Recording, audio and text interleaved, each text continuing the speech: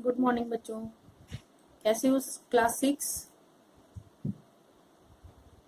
Hope so कि आपको पीछे पढ़ाया हुआ काम समझ में आ गया हो।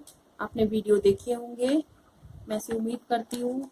और अगर नहीं देखे हैं तो बच्चों उनको दोबारा देख लीजिएगा, ठीक है। फिर से बता दूँ, मेरे वीडियो हिंदी मीडियम के लिए 6 क्लास के लिए हैं, ठीक है। तो इंग्लिश मीडियम के बच्चे बार बार कंफ्यूजन क्रिएट ना करें।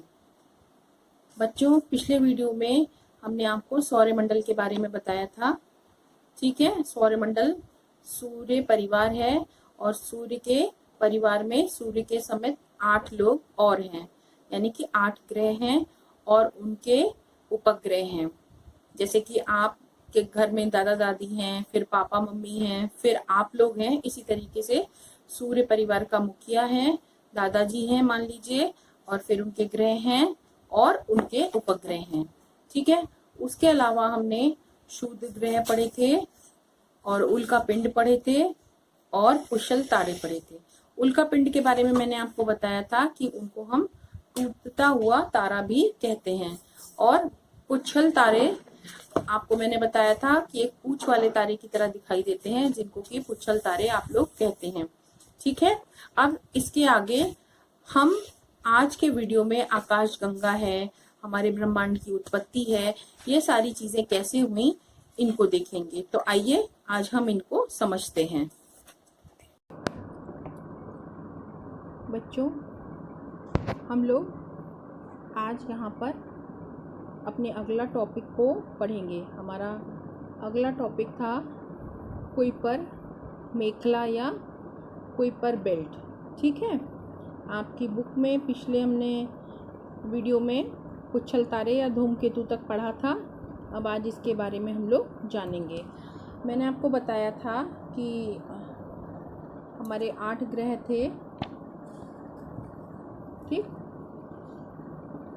सौर परिवार में, लेकिन 2006 के पहले हमारे पास 9 ग्रह हुआ करते थे, ठीक है बच्चों।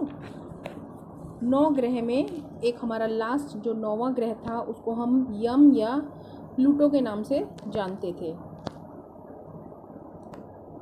लेकिन हमारा जो प्लूटो था वो थोड़ा सा शैतान था, ठीक है।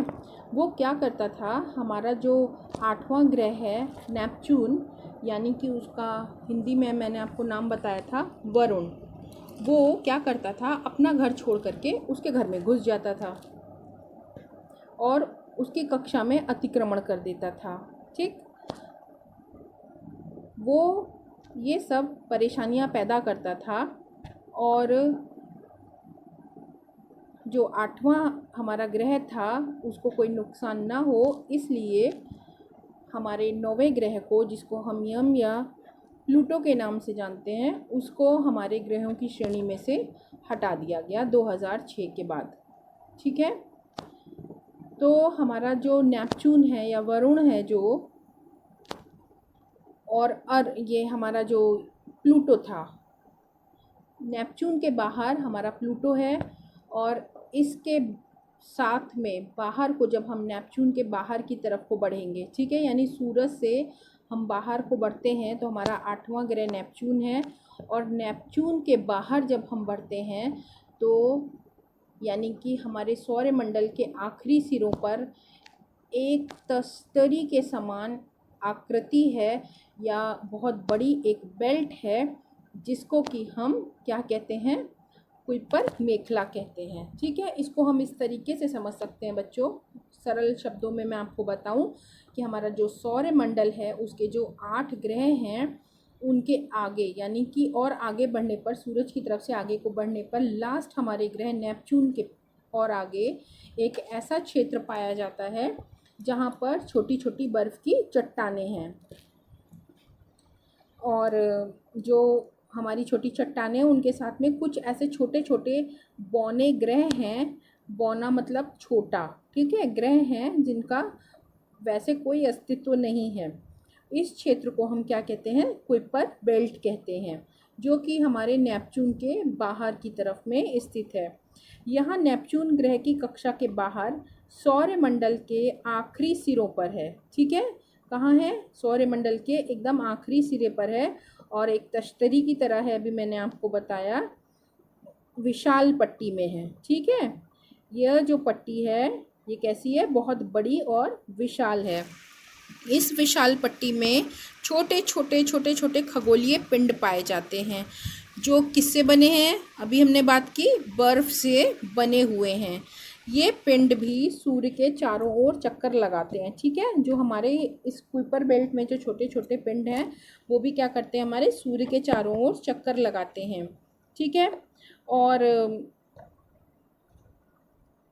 ये पिंड जो हैं वो सूर्य के चारों ओर चक्कर लगाते हैं और वो हैं जो कि हमारे सौरमंडल के बनने के बाद बच गए हैं। ठीक है, यानी कि हमारा सौरमंडल बना और उसमें हमारे सूर्य, ग्रह, तारे, ये सारे चीज़ें बनी और उसके बाद जो हमारी चीज़ें बच गई उनको हम कुइपर बेल्ट में पाते हैं। ठीक है, यानी वो जो पिंड हैं वो हमारे कहाँ मिलते हैं? कुइपर बेल्ट में पाए जाते हैं, जो कि सौरमंडल बनने के बाद में बचे हैं। ठीक है, और ये बेल्ट जो है वो बिल्कुल हमारे मंगल और बृहस्पति के बीच में पाई जाने वाली बेल्ट की तरह ही है, जिसमें कि हमारे क्षुद्र ग्रह पाए जाते हैं।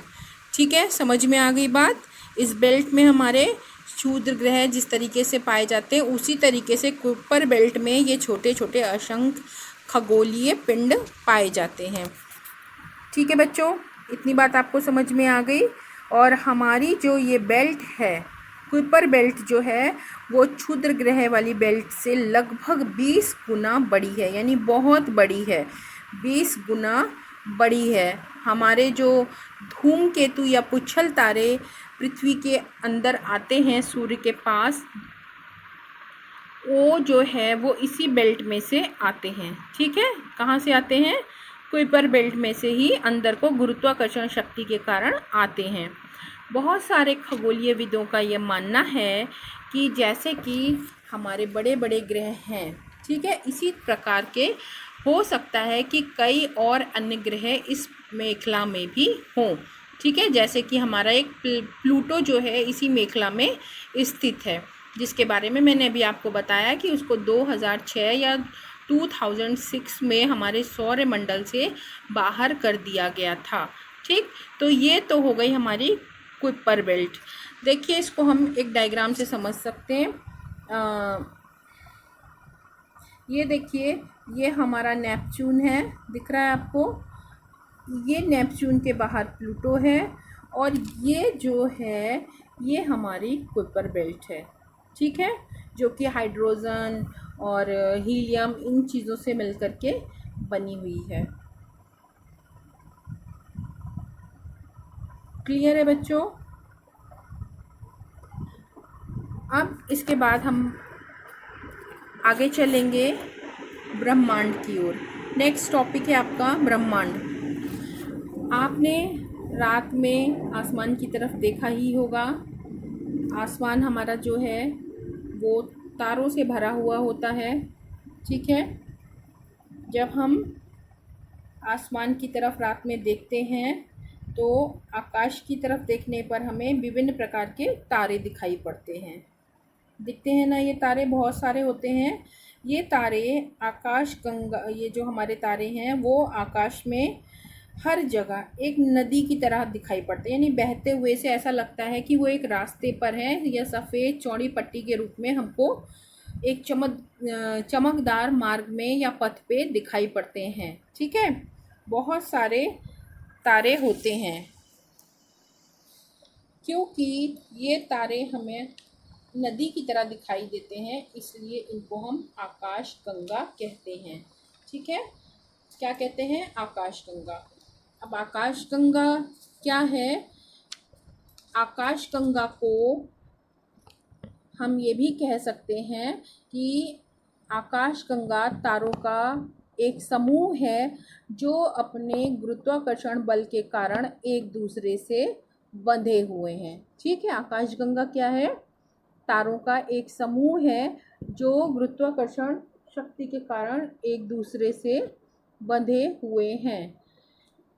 हमारी जो आकाशगंगा है उसका नाम मंदाकिनी है। क्या नाम है? मंदाकिनी है। ठीक है। पृथ्वी पर से जो भाग हमको दिखाई देता है उसको हम मंदाकिनी कहते हैं और मंदाकिनी को हम मिल्की वे भी कहते हैं। हमारी जो मंदाकिनी आकाशगंगा है उसका आकार सर्पिलाकार तश्तरी जैसा है और इस आकाशगंगा में लगभग 1 अरब तारे रहते हैं या होते हैं। हमारा जो सौरमंडल है वो हमारी इसी आकाशगंगा या मंदाकिनी का एक भाग है। ठीक है बच्चों, हमारा जो सौरमंडल है वो हमारी आकाशगंगा का ही एक हिस्सा है। हमारी जो करोड़ों आकाशगंगाएं हमारे ब्रह्मांड में, ऐसे समझिए कि एक हमारी छोटी सी आकाशगंगा है जिसमें हमारा सौरमंडल भी स्थित है। इसी तरीके से ब्रह्मांड में बहुत सारी आकाशगंगाएं हैं। ठीक है, बहुत सारी हैं क्योंकि हमारा जो ब्रह्मांड है वो बहुत विस्तृत है, बहुत फैला हुआ है।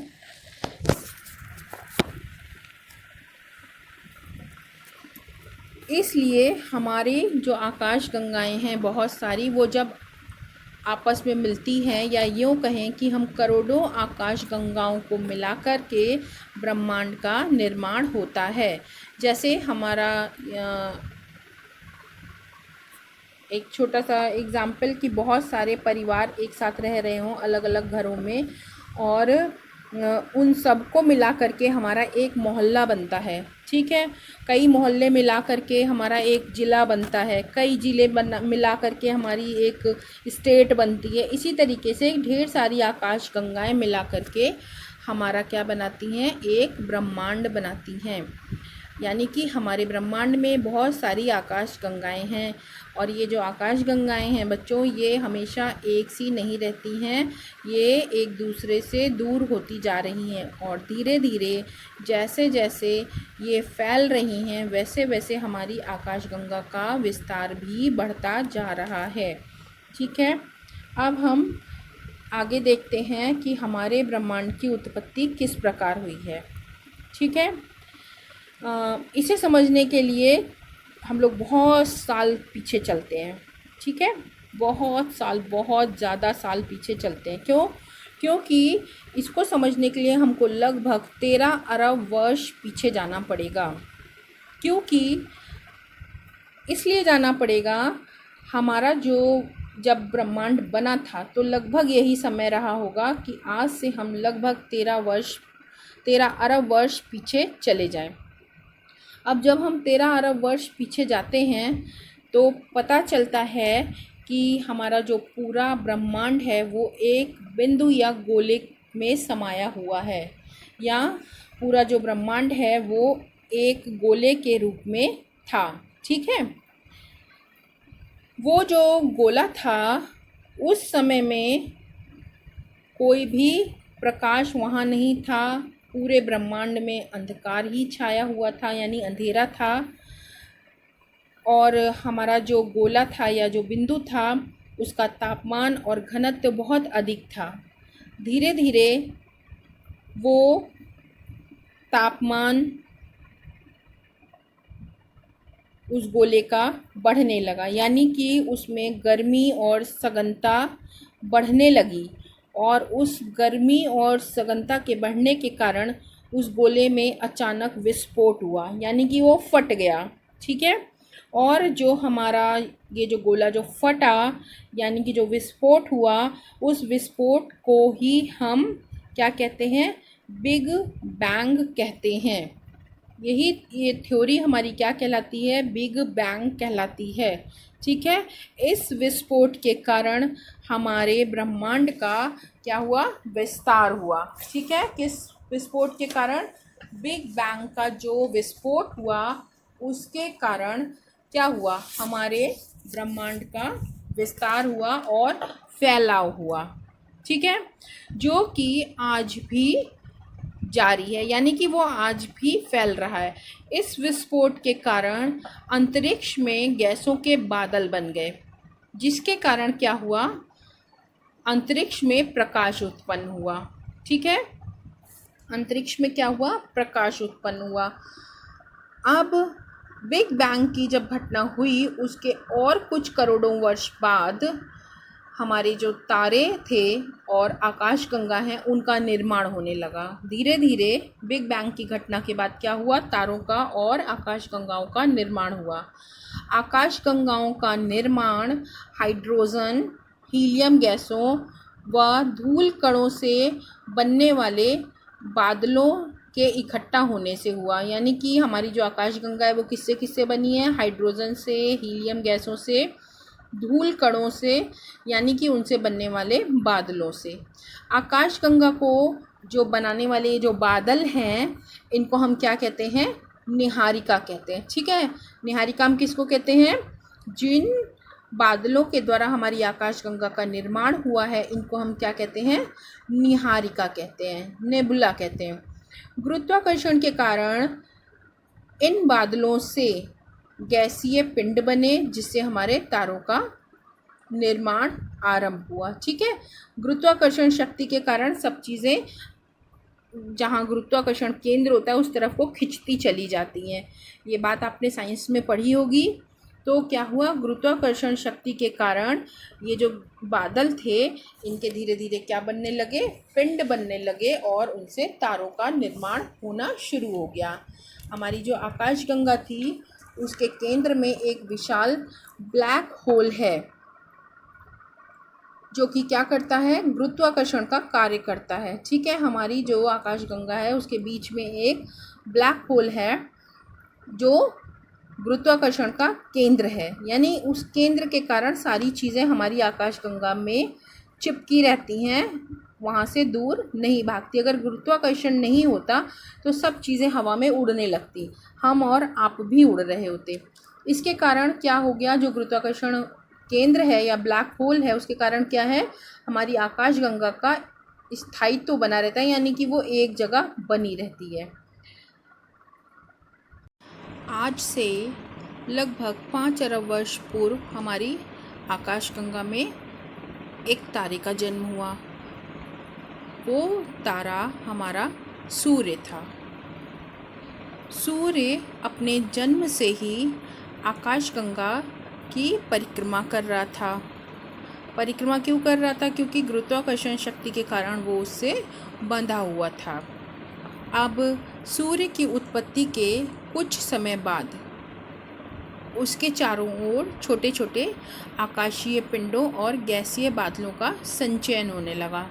ठीक है, यानी कि वो इकट्ठे होने लगे और ये जो संचयन था, इस संचयन के कारण ही हमारे ग्रह, उपग्रह, क्षुद्र ग्रह, पुच्छल तारे आदि बनने लगे। जब इनका निर्माण होने लगा तो धीरे धीरे करके हमारे पूरे सौरमंडल का निर्माण हुआ और धीरे धीरे हमारा सौरमंडल अपने वर्तमान स्वरूप में आ गया। ठीक है बच्चों, इसके अलावा बीच में हमने ब्लैक होल की बात की थी।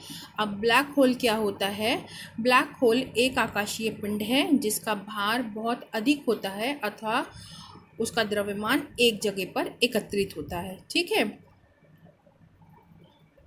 और इसका घनत्व तो बहुत अधिक होता है। ब्लैक होल का गुरुत्वाकर्षण बल इतना शक्तिशाली होता है कि कुछ भी उसके आकर्षण से बच नहीं सकता। यहाँ तक कि जो उसके ऊपर प्रकाश पड़ता है उसको भी वो अपने अंदर अवशोषित कर लेता है और जो इसमें जाने वाला प्रकाश होता है वो बाहर नहीं आ पाता, इसलिए वो दिखाई नहीं देता है और उस प्रकाश की जगह हमें केवल काला रंग दिखाई देता है, इसलिए इसे हम ब्लैक होल या कृष्ण विवर कहते हैं। इसके अलावा प्रकाश वर्ष एक आपके छोटा सा टॉपिक दिया हुआ है आपकी बुक में। प्रकाश वर्ष एक दूरी मापने की इकाई है। जैसे हम अपने स्केल से किसी लंबाई को नापते हैं, उसी तरीके से अगर हमको प्रकाश को नापना हो तो हम किससे नापते हैं, प्रकाश वर्ष में नापते हैं। ठीक है, प्रकाश वर्ष द्वारा अंतरिक्ष में एक वर्ष में चली गई जो भी दूरी होती है वो प्रकाश वर्ष कहलाती है। यानी प्रकाश एक वर्ष में जितनी दूरी चलता है उसको हम प्रकाश वर्ष कहते हैं और इसकी माप लगभग 946 यानी 946 खरब किलोमीटर होती है। इससे हम क्या क्या नापते हैं, तारों के बीच की दूरी को नाप सकते हैं, आकाशगंगा का आकार नाप सकते हैं, आकाशगंगाओं के बीच की दूरी, ये सब हम इससे आसानी से नाप सकते हैं। ठीक है बच्चों, तो इस चैप्टर में इतना ही आपको पढ़ना है। आप इसको अच्छी तरीके से देख लीजिएगा, सुन लीजिएगा, समझ लीजिएगा। उसके अलावा कुछ महत्वपूर्ण पॉइंट्स हैं, जैसे कि अंतरिक्ष आपको बता ही दिया है। विभिन्न आकाशीय पिंडों के बीच एक वायु रहित स्थान होता है जिसको हम क्या कहते हैं, अंतरिक्ष कहते हैं। ब्रह्मांड हमारा क्या है, बहुत सारी जिसमें आकाश गंगाएं होती हैं उसको हम ब्रह्मांड कहते हैं। और खगोलविद क्या होते हैं, जो हमें ब्रह्मांड के विषय में जानकारी देते हैं। ऐसे वैज्ञानिक, उनको हम क्या कहते हैं, खगोलविद कहते हैं। ठीक है बच्चों, तो आज के लिए इतना ही। Thank you.